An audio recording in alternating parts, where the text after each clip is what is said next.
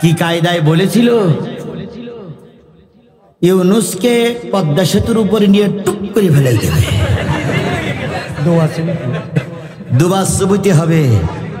হায় রে আল্লাহ, হায় রে আল্লাহ, সেই দোয়া ইউনুস এখন চেয়ারে বসে আছে। আর আমরা পালাই না, তারা সব ময়দান ছেড়ে পালিয়ে গেছে। ওরে মারবি নাই, মারবি এদিক সেদিক মার, তা জাগায় মারলি কেন? এমন লাথি মেরিয়েছে ভাই, সে 2 কদবেল ফেটে গেছে। ও ভাই, কদবেল যখন ফেটে গেছে তখন ও হাসপাতালে যেয়ে বলছে মারবে নাই, মারুক আমার এদিক সেদিক মার, কিন্তু জাগায় মিলল কেন? এরা যা জ্বালান জ্বালিয়েছে আমাদের, এদেরকে যদি মারতে মারতে জনগণ মেরেও ফেলে, তবু আর কিছু হোক আর কিছু না হোক, জনগণের রাগ মেটবে না। কথা বলে ঠিক না বেঠিক? আচ্ছা বলুন তো, আপনারা এখানে যতগুলো লোক আছেন, আওয়ামী লীগ আর বিএনপি, জাতীয় পার্টি, জামাত ইসলামী, তাবলীগ, চরমোনাই, হেফাজত, যতগুলো লোক আছেন, আপনাদের কাছে একটা প্রশ্নের উত্তর জানতে চাই, আপনারা শেখ হাসিনার বিচার চান কিনা? দেখেন, হাত তুলতে বলিনি, তার আগে আপনারা হাত তুলেছে। তাহলে এই শেখ হাসিনা ওইখানে বসে আছে বলে যদি ওনাকে মাফ করে দেওয়া হয়, তাহলে পিলখানায় 57 জন সেনা কর্মকর্তা সহ 74 জন লোকের আত্মা কষ্ট পাবে। যদি শেখ হাসিনার মাফ করে দেওয়া হয়, আল্লামা সাঈদীর রায়ের পরে 3 দিনের ভিতরে 250 জন লোককে গুলি করে মেরেছিল, 250 জনের আত্মা কষ্ট পাবে। শেখ হাসিনারে মাফ করে দিলে আল্লামা সাঈদী কষ্ট পাবে। শেখ হাসিনারে মেরে দিলে ওই 5ই মে হেফাজতের আন্দোলনে যারা মরে গেছিল তারা সব আমাদেরকে অভিশাপ দেবে। শেখ হাসিনার মাফ করলে এই জনতার আন্দোলনে শেখ হাসিনার পতন হয়েছে, 1000 রূহ আমাদের বিরুদ্ধে অভিশাপ দেবে। এখন যদি শেখ হাসিনার কিল মেরি ফেলি, তাহলে তো 1 কিলি মরে গেল, তাহলে তো বিচার হইল না। এই জন্য 1 কিল মারলি হবে না, 1 কান করে হাত বের করতে হবে, সেখান খানিকটা কিলোই নিতে হবে। আবার একান ঢুকুই আরেক কান বের করতে হবে, সেটা বাঁশের লাঠি মেরে ঠিক করতে হবে। আবার হাসপাতালে এই 2 কোণ হাত আবার ঠিক করে নিয়ে আসতে হবে, তারপর বের করতে হবে, কান পা ভাঙতে ঘুষিয়ে ফেলতে হবে, আবার হাসপাতালে নিয়ে যেতে হবে। এইরকম ধুকে মারতে।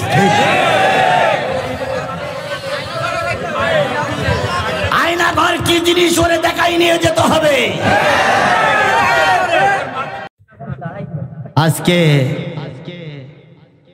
আজকে বগুড়ায় হিরো আলম মাইর খেয়েছে, দেখেছেন আপনারা? এমন বক্সিং দেওয়া দেশে রে ভাই, শেষ পর্যন্ত কান ধরে অভ্যাস করা লেগেছে। আপনারা এই মারি কি খুশি না বেজার? আমি খুশি না। কেননা একটা মানুষ ভুল করতেই পারে, তারপরে আপনারা খুশি নাই, বুঝতে পারতেছি। তার মানে হিরো আলমের পরে আপনাদের এত রাগ, দুটো মার খাক। আপনারা যখন মারার পক্ষে, আমি বলি আওয়ামী লীগ সরকার যখন এককভাবে একচেটিয়া নির্বাচনে দাঁড়াইছিলেন, ওই কিন্তু ওদের বিরুদ্ধে দাঁড়াইছিল না, ও সাপোর্ট দেয়নি, ও উল্টো দাঁড়িয়ে মার খেয়েছিল। এখন হিরো আলমের কথা, ওদিক বিরোধিতা করে মার খালাম, এদিক বিএনপি এখনো ক্ষমতায় যায়নি, মার খালাম। তাহলে আমি এখন যাবো কই? মুনাফিকদের অবস্থা এমনটি হয়, কথা বলেন ঠিক না বেঠিক? মুনাফিকদের অবস্থা এমনটি হয়। সুতরাং আমরা চুপ আছি বলে মনে করো না আমরা তোমাদের ক্ষমা করে দিয়েছি। তোমাদেরই কারণে সাতক্ষীরা জেলখানায় রবিবার থেকে বৃহস্পতিবার পর্যন্ত আমাদের ঘন্টার পরে ঘন্টা দাঁড়িয়ে থাকতে হতো। তোমাদেরই কারণে আমরা রিমান্ডে ছিলাম। তোমাদেরই কারণে আমাদের সন্তানের কোল, মায়ের কোল খালি হয়েছে। তোমাদেরকে আমরা যথেষ্ট চিনি।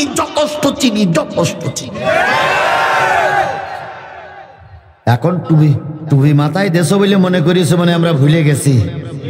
আবার কিছু কিছু লোক তসবি টিপতি টিপতি পালাচ্ছে। আইনমন্ত্রী আর দরবেশ বাবা তসবি টিপতি টিপতি পালাচ্ছিল না। দাড়ি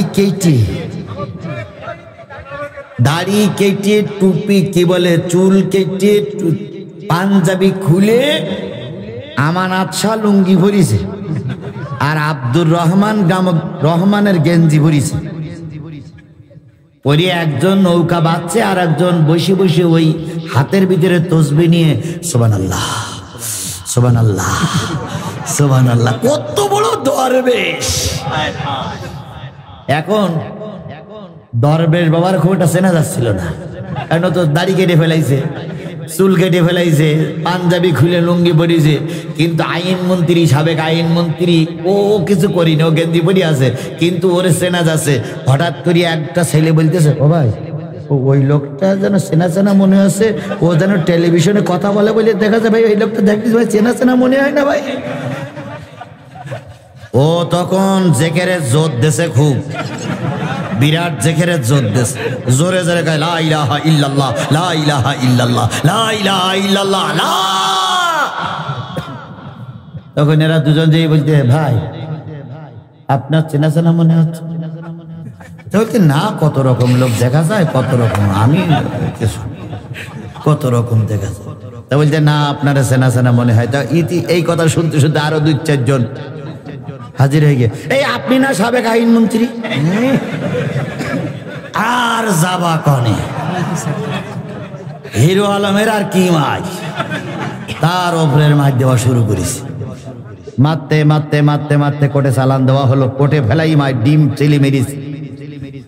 আর দাড়ি কাটলি কেন? একজনই মার, আর একজন, আমরা এর মেরিসে খুশি না, কিন্তু একজনের মারিতে জাতি খুশি না, কিন্তু আমি খুশি। সেটা কেরা বলেন তো? কালা মানিক। বিচারপতি মানিককে মেরেছে, এই জন্য আমি অন্তত কিছুটা খুশি হয়েছি, কারণ সাধারণ লোক ভুল করতে পারে। তুমি আইনের চেয়ারে বসে বেআইনি কলমে লিখেছো, এই জন্য তোমার উচিত শিক্ষা জনগণ আজ হোক কাল হোক দেবে। উনি পালাই দিয়ে ভারতে কিসের পরে শুয়েছিল? ওয়াজ দেখতে সব আপনারা জানেন, তা আমার ডেকে নিয়েছেন কেন ভাই? তরিকুল, তুমি আগে তো সব বলে দিয়েছো না, এই জন্য এরা সব আগে তো উত্তর দিচ্ছে। ভাই মোবাইলই দেখেছেন, এখন ওখান থেকে ধরে নিয়ে আসলো। এরপরে বেশি মানুষের রাগ হলো। 5 জন বিচারপতি সাঈদীর রায় দিয়েছিলেন, তার ভিতরে 4 জন বিচারপতি লিখেছিলেন আল্লামা সাঈদী যেন বেঁচে থাকে। আর ইনি লিখেছিলেন আল্লামা সাঈদীকে ফাঁসি দিয়ে মারা হোক। ফাঁসিটা এই মানিকই লিখেছিল।